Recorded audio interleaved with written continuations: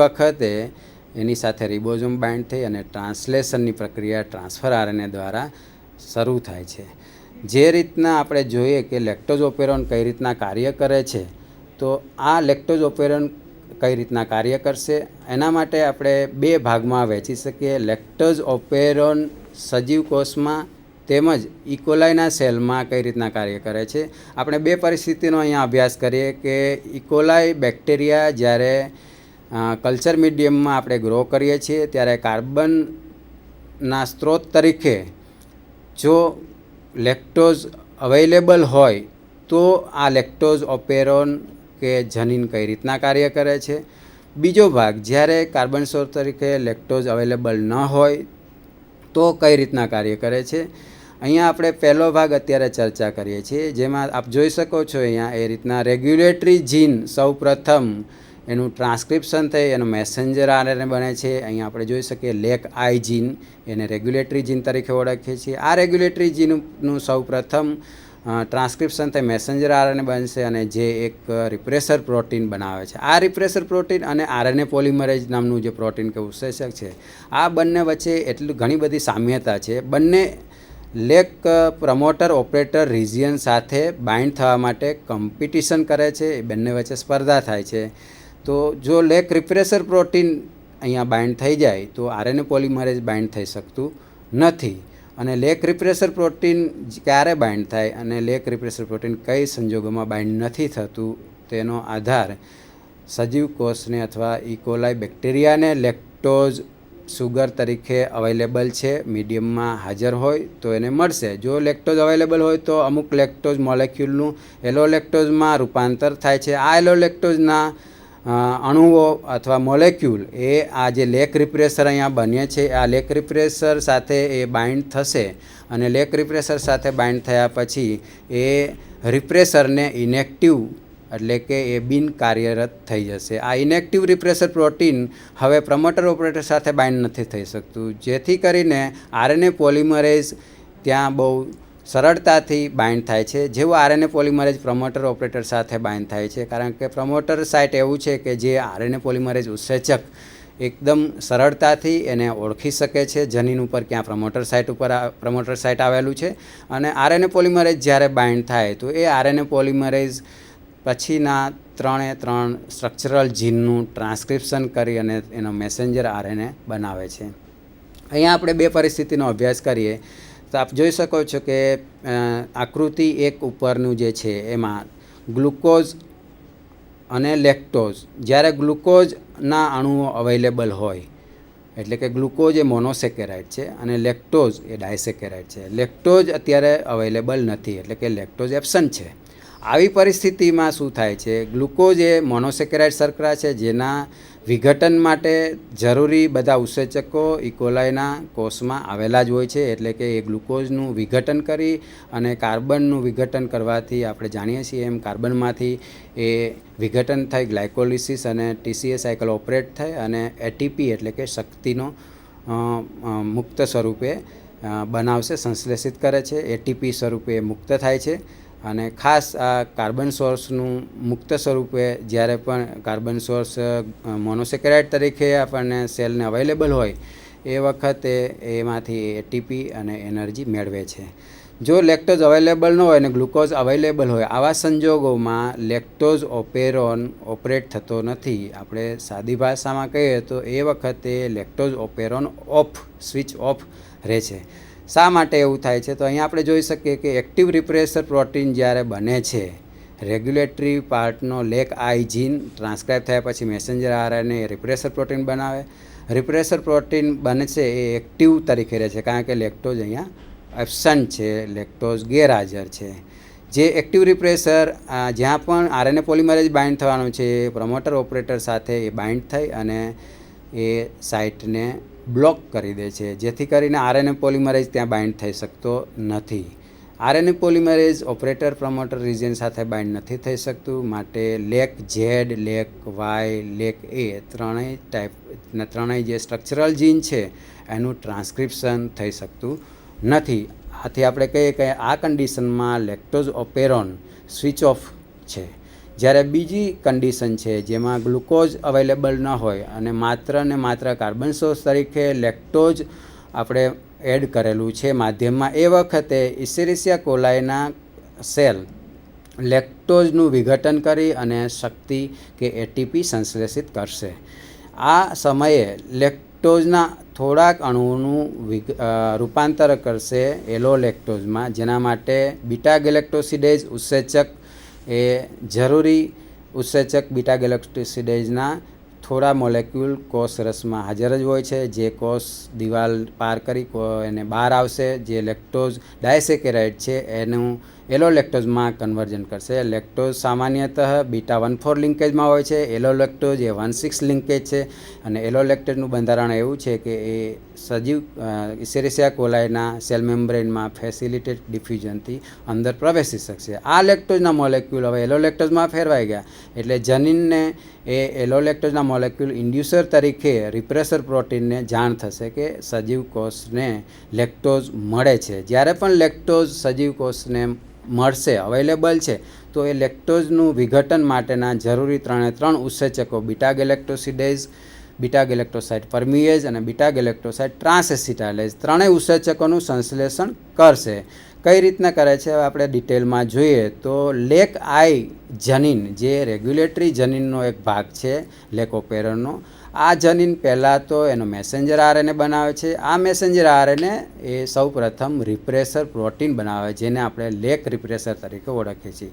આ રિપ્રેસર જ્યારે લેક્ટોઝ સજીવ ઇસેરિસિયા કોલાઈને અવેલેબલ છે તો એ લેક્ટોઝના અમુક મોલેક્યુલ એલોલેક્ટોઝમાં કન્વર્ટ થઈ અને રિપ્રેસર પ્રોટીન સાથે બાઇન્ડ થઈ જાય છે. જેવું એ રિપ્રેસર પ્રોટીન સાથે બાઇન્ડ થઈ જશે, આ રિપ્રેસર પ્રોટીનનું બંધારણ એ રીતના એ ચેન્જ કરે છે કે એની રચના એ બિન કાર્યરત બની જાય છે. બિન કાર્યરત એટલે કે એ હવે એક્ટિવ ફોર્મમાં રહેતું નથી. જો લેક્ટોઝ રિપ્રેસર એક્ટિવ ફોર્મમાં ન રહે તો એ પ્રમોટર ઓપરેટર સાથે બાઇન્ડ થઈ શકતું નથી. હવે લેક રિપ્રેસર બાઇન્ડ નથી થઈ શકતું તો એ વખતે આરએનએ પોલિમરેઝને પ્રમોટર ઓપરેટર જનીન સાથે એ બાઇન્ડ થાય છે. આપણે જાણીએ છીએ એમ દરેક જનીનના પ્રમોટર ઓપરેટર હોય છે. સ્ટ્રક્ચરલ જનીન ઝેડ, વાય અને એ એના પ્રમોટર ઓપરેટર સાથે હવે આરએનએ પોલિમરેઝ બાઇન્ડ થાય છે. આ આરએનએ પોલિમરેઝ જ્યારે બાઇન્ડ થાય તો એ આરએનએ પોલિમરેઝ એ 3 જનીનનું ટ્રાન્સક્રિપ્શન કરી અને મેસેન્જર આરએનએ બનાવે છે.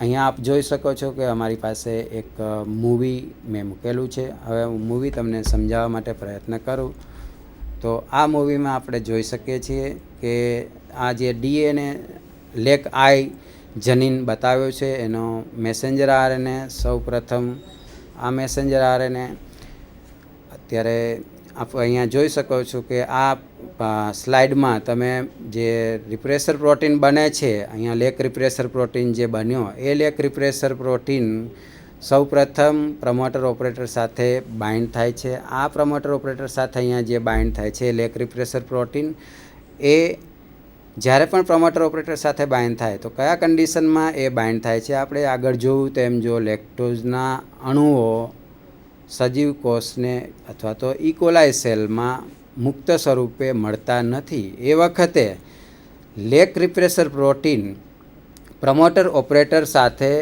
અહીંયા બાઇન્ડ થઈ જાય છે. આ પ્રમોટર ઓપરેટર સાઇટ સાથે જો લેક રિપ્રેસર પ્રોટીન બાઇન્ડ થશે તો એ ત્યાં આરએનએ પોલિમરેઝને બાઇન્ડ થવા દેશે નહીં. જો આરએનએ પોલિમરેઝ અહીંયા બાઇન્ડ નહીં થઈ શકે, આરએનએ પોલિમરેઝ બાઇન્ડ નથી થઈ શકતા, એ વખતે 3 જીનનું મેસેન્જર આરએનએમાં ટ્રાન્સક્રિપ્શન થઈ શકતું નથી. આપણે આને સરળ ભાષામાં કહીએ તો લેક્ટોઝનો ઓપેરોન એ સ્વિચ ઓફ રહે છે, કારણ કે ઇસેરિસિયા કોલાઈને લેક્ટોઝના અણુઓ મળતા નથી. એટલે જનીનને એના પ્રમોટર ઓપરેટર અને રિપ્રેસર પ્રોટીન થકી જાણ થાય છે કે લેક્ટોઝના અણુઓ હાજર નથી, તો એ 3 ઉત્સેચકો બનાવશે નહીં. આપણે જેમ જાણીએ છીએ કે પ્રોટીન સંશ્લેષણ અથવા તો ઉત્સેચક બનવા માટે ખૂબ જ જરૂરી એવી શક્તિનું સંચય થાય છે, એટલે કે ઘણી બધી માત્રામાં એટીપી કન્ઝ્યુમ થાય છે. આ એટીપી અનનેસેસરીલી સેલ વેસ્ટ કરતું નથી, એનો વ્યય કરતું નથી અને જેથી કરીને લેક્ટોઝ ઓપેરોન સ્વિચ ઓફ રહેશે જ્યારે લેક્ટોઝ અવેલેબલ નહીં હોય, લેક્ટોઝ એને મુક્ત સ્વરૂપે નહીં મળે તો. જ્યારે બીજી આકૃતિમાં આપણે જોયું કે જ્યારે લેક્ટોઝના અણુઓ ઇસેરિયા કોલાઈને મુક્ત સ્વરૂપે મળે તો એ વખતે એ લેક્ટોઝનો ઓપેરોન સ્વિચ ઓન રહે છે. કઈ બાબતમાં આપણે જોઈએ તો સ્વિચ ઓન એટલે કે એ લેક્ટોઝનો ઓપેરોનના 3 જીન એક્સપ્રેસ થશે અને એક્સપ્રેસ થયા પછી 3 જીનના મેસેન્જર આરએનએ બનાવશે, જેને આપણે કહીએ કે lac Z, lac Y, lac એના મેસેન્જર આરએનએ બનાવે છે અને એનું ટ્રાન્સક્રિપ્શન થયું અને આપણે એમ કહીએ છીએ કે જનીનનું એક્સપ્રેશન થશે. તો આ 3 મેસેન્જર આરએનએ બન્યા પછી ઇમિડિયેટલી 3 મેસેન્જર આરએનએ જે લેક ઝેડનો મેસેન્જર આરએનએ, લેક વાયનો મેસેન્જર આરએનએ અને લેક એનો મેસેન્જર આરએનએ, આ 3નું ટ્રાન્સલેશન થાય છે અને 3 ઉત્સેચકો બનશે. આ 3 ઉત્સેચકો બન્યા પછી એ 3 ઉત્સેચકો લેક્ટોઝના વિઘટન માટે જરૂરી ઉત્સેચક અને લેક્ટોઝને કોષની બહારથી કોષની અંદર લાવવા માટે પરમિએઝ એન્ઝાઇમ એને મદદ કરે છે અને લેક્ટોઝ જેવું કોષ રસમાં પ્રવેશશે કે તરત જ તેના 3 પ્રકારના જીન ખૂબ જ વધારે ઝડપથી સક્રિય રીતના બધા ઉત્સેચકો એટલી બધી માત્રામાં બનાવે છે કે ઝડપથી લેક્ટોઝ શર્કરાનું વિઘટન મોનોસેકેરાઇડમાં કરી અને એમાંથી શક્તિનું સંશ્લેષણ કરશે, એટલે કે એટીપી ફાઇનલી બનાવશે.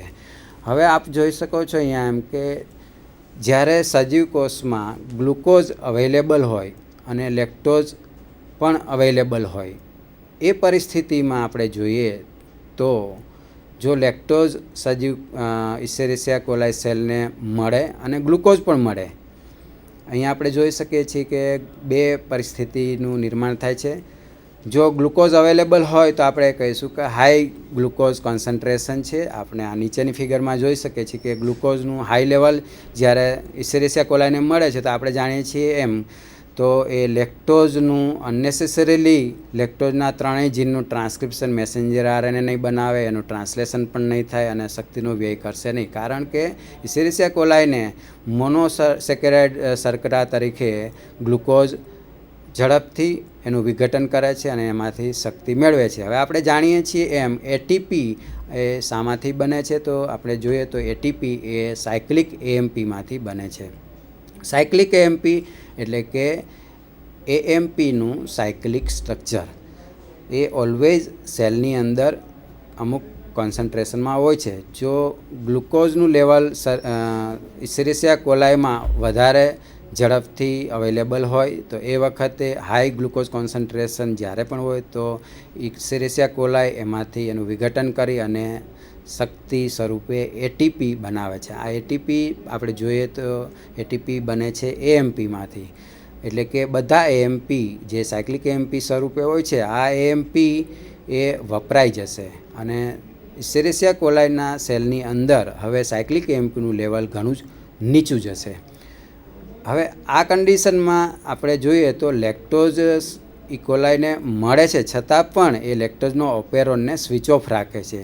આવી પરિસ્થિતિમાં આપણે કહીએ તો જેને ઓળખીએ છીએ કે ગ્લુકોઝના કેટાબોલિઝમને લીધે લેક્ટોઝના ઓપેરોનને એ સ્વિચ ઓફ રાખશે, જેને આપણે કેટાબોલાઇટ રિપ્રેશન મિકેનિઝમ તરીકે ઓળખીએ છીએ. આ કેટાબોલાઇટ રિપ્રેશન મિકેનિઝમમાં આપ જુઓ છો એમ કે જ્યારે ગ્લુકોઝ વધારે માત્રામાં હોય ત્યારે સાયક્લિક એએમપીનું કોષ રસમાં ઘણું જ નીચું લેવલ જશે.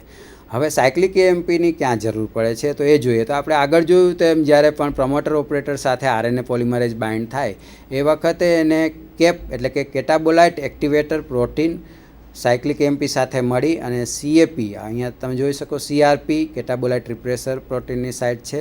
આ કેટાબોલાઇટ રિપ્રેસર પ્રોટીન અને સાયક્લિક એએમપી બંને સાથે મળી અને સીએપી એટલે કે સીઆરપી સીએએમપી કોમ્પ્લેક્સ બનાવે છે.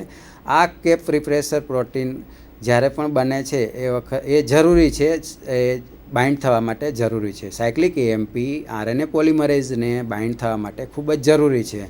હવે આપણે આ પરિસ્થિતિમાં જોઈએ તો જ્યારે પણ ઇસેરિયા કોલાઈને ગ્લુકોઝના અણુ મળતા હોય તો એ ગ્લુકોઝના અણુનું વિઘટન કરી અને પોતાને જે જરૂરી શક્તિ મેળવવાની છે એ મેળવશે.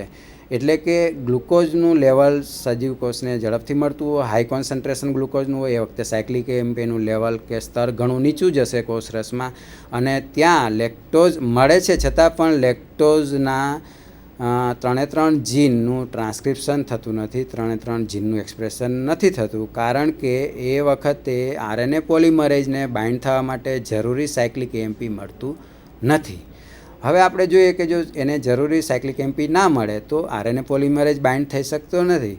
ઇવન લેક્ટોઝ ઇસ્ચેરિશિયા કોલાઈને મુક્ત સ્વરૂપે મળે છે છતાં પણ સાયક્લિક એએમપી મળતું નથી, જે આરએનએ પોલિમરેઝને પ્રમોટર ઓપરેટર સાઇટ સાથે બાઇન્ડ થવા માટે કે ત્યાં જોડાવા માટે ખૂબ જ જરૂરી છે. આવા સંજોગોમાં લેક્ટોઝ અવેલેબલ છે છતાં પણ લેક્ટોઝનો ઓપેરોન કાર્યરત હોતો નથી અને સ્વિચ ઓફ રહે છે. હવે ઉપરની ફિગર એ છે, એમાં આપણે જોઈ શકીએ છીએ કે ગ્લુકોઝનું જ્યારે ખૂબ જ ઓછું કોન્સન્ટ્રેશન હોય, એટલે કે ગ્લુકોઝ અવેલેબલ નથી અને લેક્ટોઝ અવેલેબલ છે, એ વખતે આપણે જોઈએ તો ગ્લુકોઝ અવેલેબલ ના હોય તો ગ્લુકોઝ અવેલેબલ નથી તો એટીપી ક્યાંથી મેળવશે? તો એ વખતે ઇસેરિશિયા કોલાઈના જનીનો અથવા તો એનો ઓપેરોન છે, 3 જનીન લેક ઝેડ, લેક વાય અને લેક એ, આ 3 જનીન એ લેક્ટોઝના વિઘટન માટે જરૂરી ઉત્સેચકો બનાવશે, કારણ કે સાયક્લિક એએમપીનું લેવલ એ વખતે ઘણું ઊંચું હશે. ગ્લુકોઝનું લેવલ નીચું છે, ગ્લુકોઝનું લેવલ નહિવત છે, એટલે કે લો ગ્લુકોઝ અહીંયા મળે છે અને સાયક્લિક એએમપી હાઈ હોય છે. આપણે જાણીએ છીએ એમ જ્યારે પણ ગ્લુકોઝનું લેવલ ખૂબ જ ઓછું હોય તો સજીવ કોષો એનામાં જે એટીપી સંગ્રહિત કરે છે એ એટીપીનું વિઘટન થઈ એડીપી અને એએમપી, અને એએમપી ફાઇનલી સાયક્લિક એએમપીમાં કન્વર્ટ થાય છે, એટલે કે કોષરસમાં સાયક્લિક એએમપીનું લેવલ ઘણું ઊંચું જશે. જ્યારે પણ સાયક્લિક એએમપી મુક્ત સ્વરૂપે મળે ત્યારે એ સીઆરપી સાથે બાઇન્ડ થઈ અને એ સીઆરપી એએમપી કોમ્પ્લેક્સ બનાવે છે, જેને કેપ તરીકે આપણે ઓળખીએ છીએ. આ સીઆરપી એએમપી કોમ્પ્લેક્સ એ આરએનએ પોલિમરેઝને બાઇન્ડ થવા માટે જરૂરી છે. એટલે કે હવે લેક્ટોઝ જ્યારે અવેલેબલ હોય ત્યારે એ લેક્ટોઝના મોલેક્યુલ એ લેક્ટોઝ રિપ્રેસર સાથે બાઇન્ડ થઈ જાય છે અને રિપ્રેસરને નોન ફંક્શનલ અથવા તો ઇનએક્ટિવ બનાવી દેશે, એટલે કે નિષ્ક્રિય બનાવી દેશે. નિષ્ક્રિય બનાવી દેશે એટલે ત્યાં આરએનએ પોલિમરેઝ ખૂબ જ સરળતાથી બાઇન્ડ થઈ જાય છે. અહીંયા આપ જોઈ શકો છો એમ ફિગર એમાં જ્યારે ગ્લુકોઝનું લેવલ ઘણું નીચું હોય ત્યારે સાયક્લિક એએમપી ઝડપથી એને મળે છે, ખૂબ જ ઊંચી માત્રામાં સાયક્લિક એએમપી હોય છે, જે સાયક્લિક એએમપી